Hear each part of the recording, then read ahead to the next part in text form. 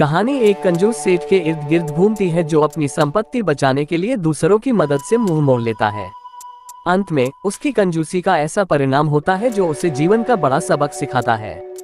एक गांव में एक बहुत अमीर सेठ रहता था, लेकिन उसकी अमीरी का कोई फायदा नहीं था।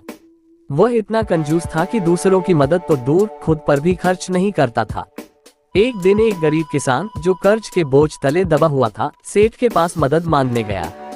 किसान सेठ के दरवाजे पर आकर कहता है, सेठ जी, मेरी फसल खराब हो गई है, मुझे कुछ पैसे उधार दे दीजिए। सेठ गुस्से में कहता है, मुझे तुम्हारी फसल से क्या लेना, जाओ अपना काम करो। कंजूस सेठ के इस रवैये से गांव के लोग नाराज रहते थे। एक दिन उसके दोस्त उससे पूछते हैं। दोस्त पूछता है, तुम इतनी दौलत का क्या करोगे अगर दूसरों की मदद नहीं करोगे?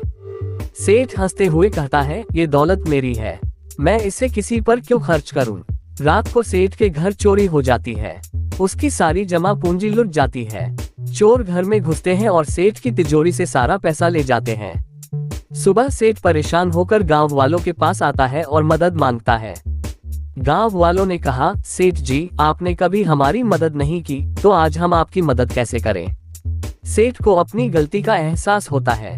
सेठ गांव वालों से माफी मांगता है और कहता है, मुझे अपनी कंजूसी का पछतावा है, अब मैं सबकी मदद करूंगा। इस कहानी से हमें ये सीख मिलती है कि दौलत का असली सुख दूसरों की मदद में है। कंजूसी करने से न तो इज्जत मिलती है और न ही खुशी। सेठ अब गांव वालों की मदद कर रहा है और खुश दिख रहा है। आपको कैसा वीडियो चाहिए कमेंट करें।